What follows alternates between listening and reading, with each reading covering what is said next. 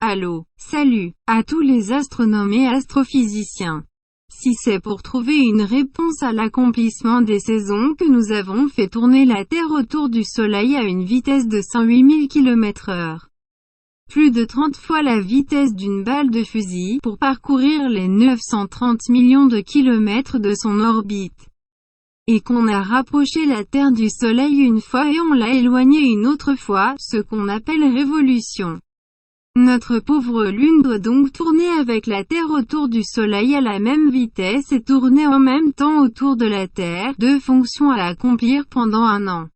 Eh bien chers astronomes, la Terre peut accomplir toutes ces saisons le plus normalement du monde sans avoir à faire tout un tour du Soleil en se rapprochant une fois du Soleil et en s'éloignant une autre fois. Regardez comment. Démarrons de l'hiver par exemple. L'hémisphère nord commence à basculer vers le sud, solstice d'hiver, janvier, février, mars, avril, mai, juin. Le 21 juin, solstice d'été. La Terre ne peut plus physiquement basculer encore, la spirale se referme et l'inclinaison dans l'autre sens commence, angle d'inclinaison. L'hémisphère sud bascule vers le nord.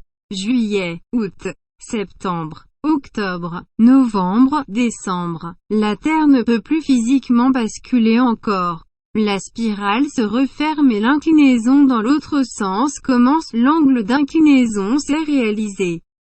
Et ainsi de suite. La Terre ne parcourt en réalité que 36 046,51 km par an sur son orbite autour du Soleil, c'est-à-dire que 98,75 km en 24 heures ou 4,11 km par heure. Et ce n'est que pendant 25 800 ans que la Terre aurait fait le tour du Soleil. C'est ce qu'on appelle la précession. Vous avez peut-être remarqué que la Terre ne se rapproche pas et ne s'éloigne pas du Soleil. Si vous trouvez que c'est intéressant, abonnez-vous et vous aurez plus de précisions sur ce phénomène dans d'autres épisodes. Merci de votre attention.